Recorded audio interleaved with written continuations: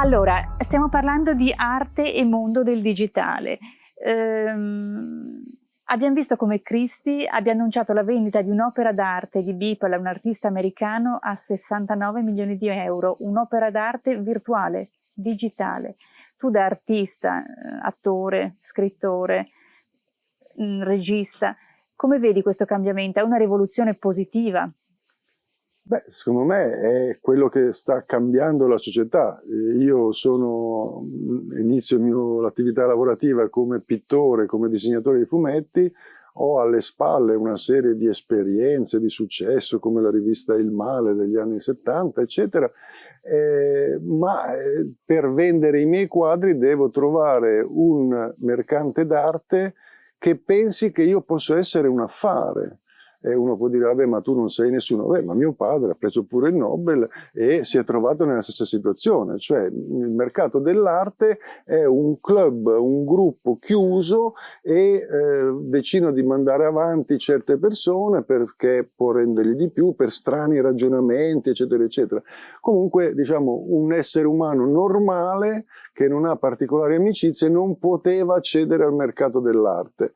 Questo servirà a bypassare questa lobby chiusa e certo, quindi aprire le porte a giovani e comunque ad artisti. È come la possibilità di affittare un appartamento o una stanza tramite B&B o queste cose qua. Oggi chiunque abbia uno spazio può andare su una piattaforma e trovare il modo di affittarla.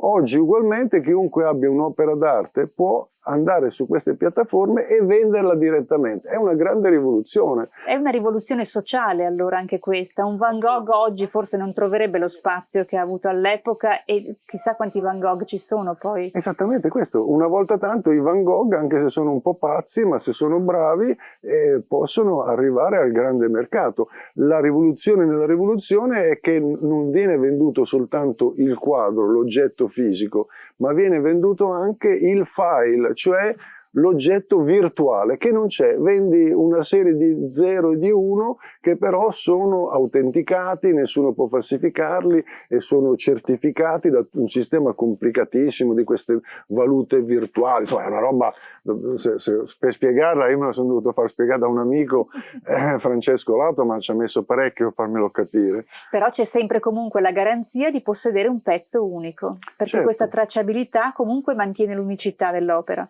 Certo, e noi nel festival del crowdfunding della Fenice di Padova sperimenteremo con alcuni dipinti di mio padre una serie di formule, cioè ti posso vendere il quadro reale però a percentuali, cioè io compro il 2%, il 3%, il 5%, oppure ti posso vendere l'opera digitale, l'opera virtuale ma certificata, e però ti do anche la riproduzione stampata dell'opera che tu hai comprato in digitale, di modo che te la puoi comunque appendere in casa.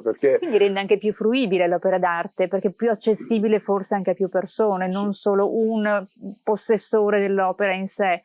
Certamente, noi ad esempio lavoriamo con moltissimi artisti che hanno problemi mentali, che ce li ho anch'io, ma loro sono classificati ufficialmente dalla ASL, ed è questo movimento internazionale dell'arte irregolare. Facciamo anche un festival e stiamo cercando di organizzare, oltre a una mostra che in internet tu puoi comprare il quadro vero in questo momento qui direttamente dall'artista, certo. Ed è arteirregolare.it. C'è anche la cosa che stiamo studiando con la Fenice di poter vendere l'opera digitale, per cui dare la possibilità a questi pittori straordinari che sono un po' però fuori dal mondo normale, da certe capacità di business, di affari, eccetera, di vivere agiatamente facendo gli artisti e vendendo su internet le loro opere digitali e le loro opere fisiche.